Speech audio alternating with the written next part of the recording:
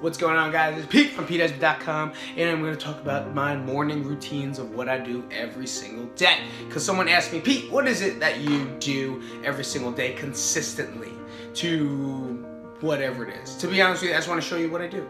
I wake up in the morning, get ready to go to crank, probably about 4-ish, depending if I'm working out. If I'm working out, it's going to be about 3-something. I'm fighting to maybe hopefully hit snooze, right? We all try to live that life, but gotta get up, gotta get it in. But for the most part, what I do, 2 things. Tony Robbins, if you guys haven't ever done any type of breathing, visualization, and affirmation, that's what I do, okay?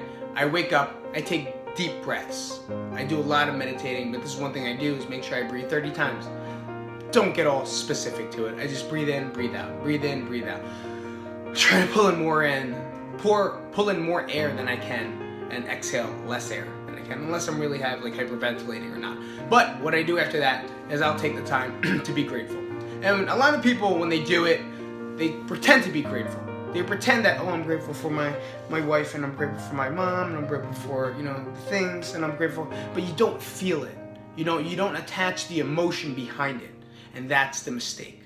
If you're just going through emotion, that's just like playing a sport. You're in the outfield and you're like this, okay, I'm in right field, so I probably not going to do much until maybe a lefty comes out. Like, that's how you're doing it.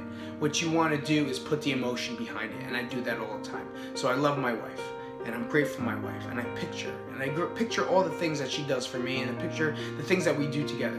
I'm grateful for my son. And then a lot of times it almost makes me cry because I'm so grateful for his life. I'm so grateful for him being a part of my life. I'm grateful for my brother and the things that we do together and the things that we've achieved together, good and bad, the things that brought us to where we were. And I'm grateful for my gym crank. And then I picture all the people, and I don't stop the thoughts.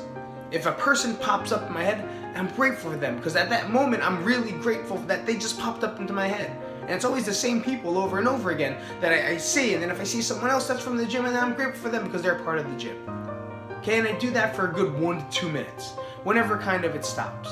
But number 3 is my visualization. Okay, and if you look over here, I'll slide you over this way. That is my sheet, my goal sheet, kind of. Right? A lot of things have changed within the past month because I kind of don't want that anymore.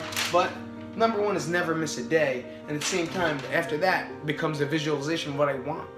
Like, what do I want to achieve in the next 10 years? What do I want to achieve in the next 20? Not to a point that I'm losing my mind over it and becoming anxious that I'm not achieving it, but what steps am I taking, seeing myself there? Guys, I see myself having a TED Talks. Like, just, I know it, you know what I mean? Maybe I wrote down before that I want to do in 2017. Probably not going to happen, right? Because you need more speaking, literature, but who knows? It's still not over, right? Out of nowhere, I might just have one because I put it down 2 years ago that I wanted TED Talks 217, but then I kind of changed last year, and now I want it back. Why? Because that's something I always wanted to do. I watch them so much. I'm admirable of watching them that I visualize, and I visualize myself on the stage, on the set, with the people clapping, with the people standing up, because I delivered such great content that it affected their lives in that hour that I was there, or half an hour that I was on stage.